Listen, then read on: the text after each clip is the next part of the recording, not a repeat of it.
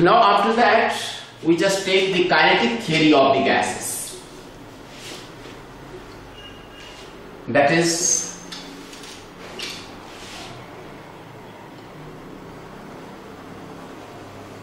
kinetic theory of gas given by Bernoulli, Clausius, and Joule postulates of kinetic theory of gases. Each gas is made of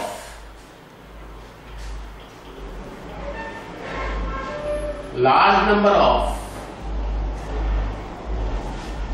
tiny particles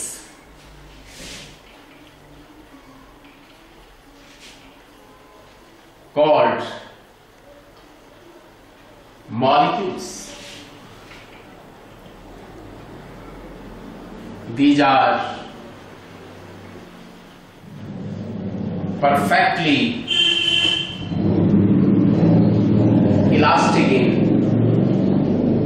nature.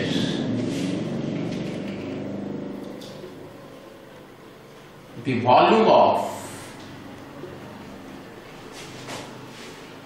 the gas molecule is negligible as compared, important point, as compared to the total volume of gas. They do not have force of attraction or repulsion.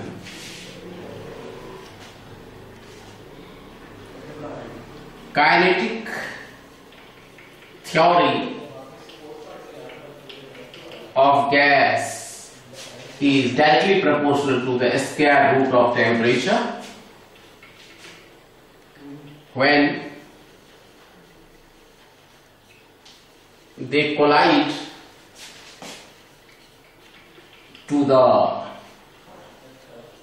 wall of container,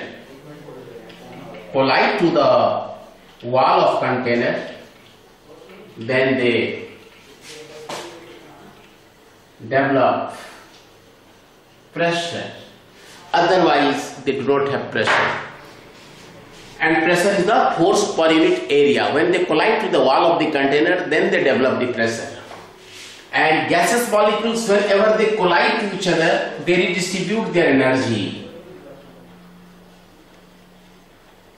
During the collision,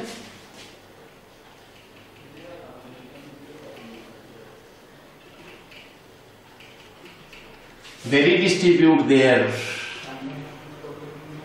energy. Since they do not have the force of attraction and repulsion, they follow zigzag motion. Thus, it is very much evident that the ideal gases are formed at high pressure, low pressure and high temperature. So,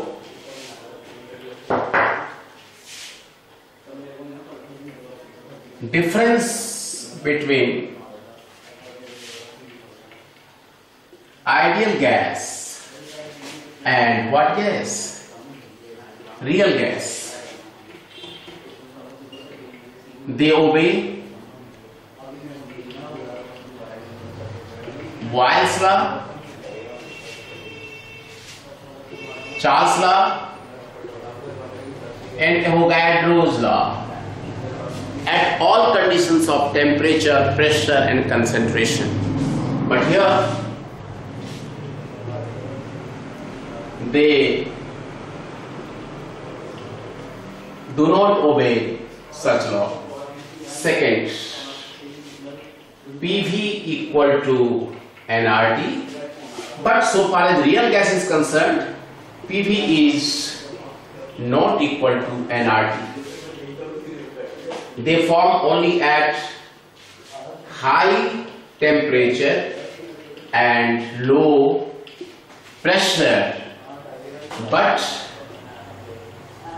they are formed at high pressure and low temperature. They do not obey van der Waal equation, but so far as real gas is concerned, they follow what equation? Van der Waal equation. P plus air square V square V minus NV equal to what is that? nRT. So these are the differences between ideal gas and real gas. So the question is very important, is that why ideal gas changes into real behavior? Actually we have the answer: no gas is ideal, all gases are real. Very few gases are ideal under certain conditions of temperature and pressure. Otherwise in daily life we face the real gas, right? So therefore, to explain the deviation of ideal gas to what behavior? Real behavior. Amagat Andrew explained the term Z, that is, what is Z? Compressibility factor. Compressibility factor. According to Andrew, when pressure is applied, more pressure, ideal gas changes into the real behavior. So we know that real gas is PV is equal to nRT. N is for the N mole, R is the universal gas constant. So PV upon T, right?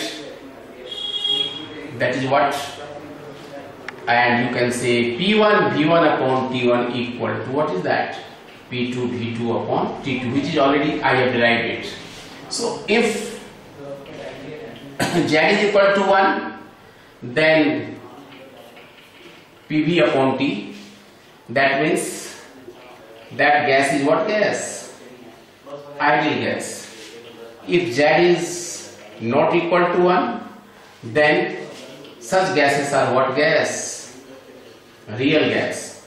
So ideal gas means PV equal to what is that?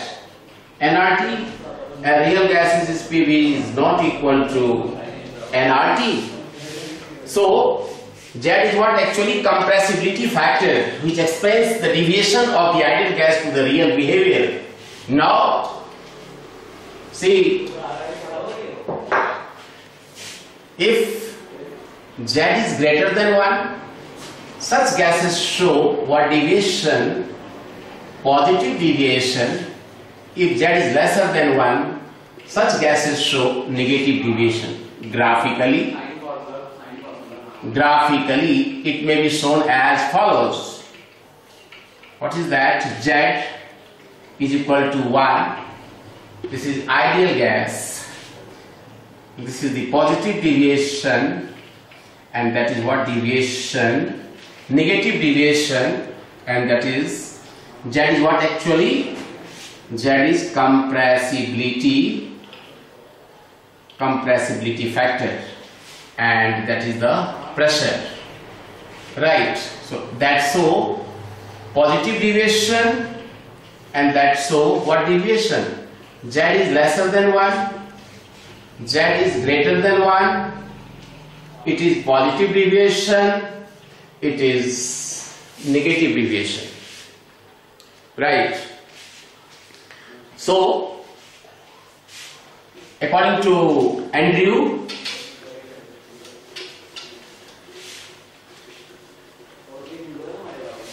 with rising pressure,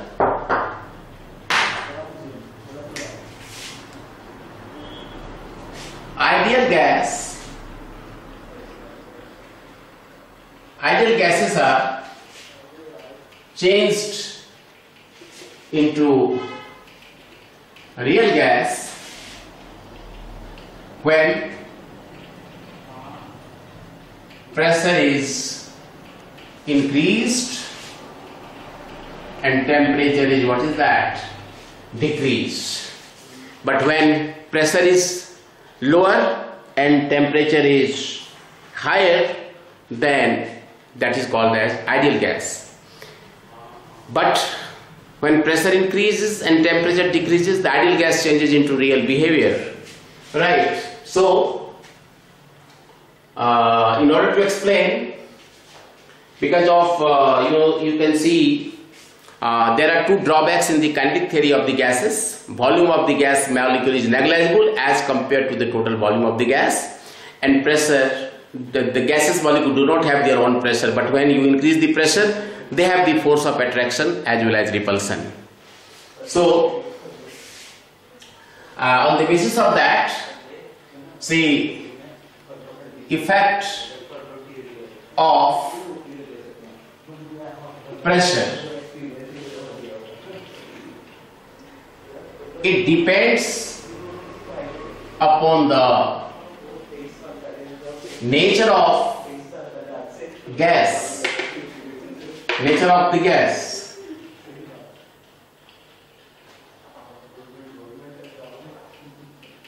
With rising pressure,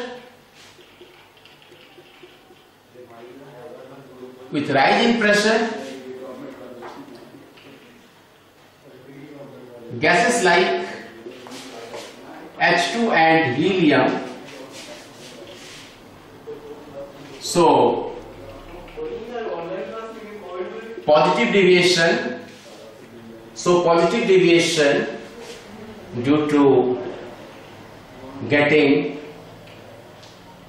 kinetic energy, while gases like methane and carbon dioxide, so negative deviation due to rising pressure,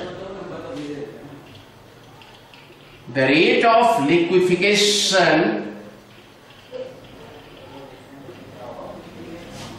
takes place.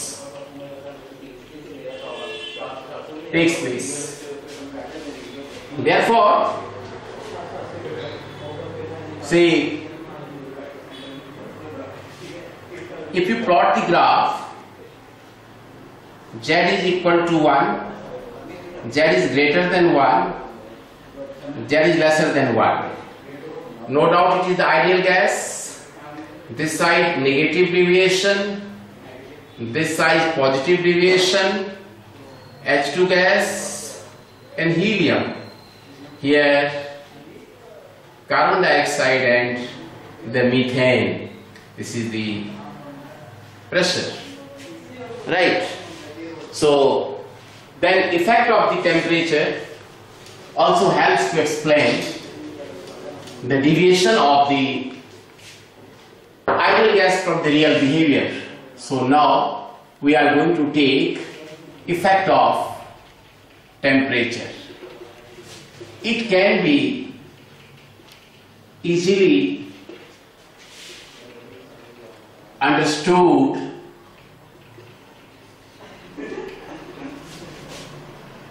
by the fact that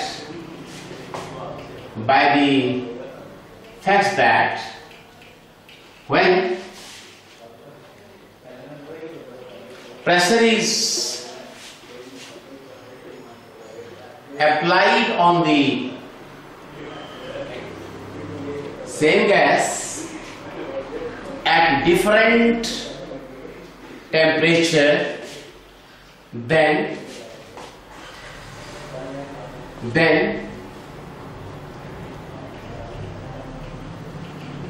lesser the temperature,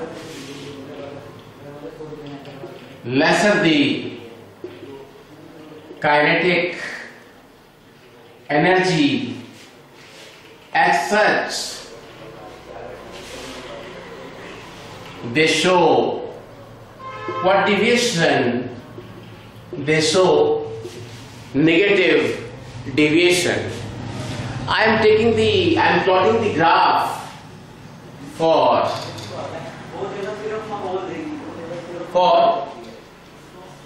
negative deviation as well as positive deviation. Here one factor is very important. Again we have to take the pressure. Z is equal to 1, Z is greater than 1, Z is lesser than 1. Compressibility factor, it is the ideal gas, it is the positive, and that is the negative. So I have taken the same gases, N2 gas, N2 and N2 gas. So 50 degrees Celsius, 100 degrees Celsius, minus 50 degrees Celsius or minus 100 degrees Celsius. With rising temperature, right, a stepping tendency of the gaseous molecule going to increase, and they show the positive deviation. Even all are taken the nitrogen gas. But with down the temperature, lesser the kinetic energy, less the escaping tendency, and such gases show negative deviation. So effect of pressure as well as effect of temperature are very clearly explained.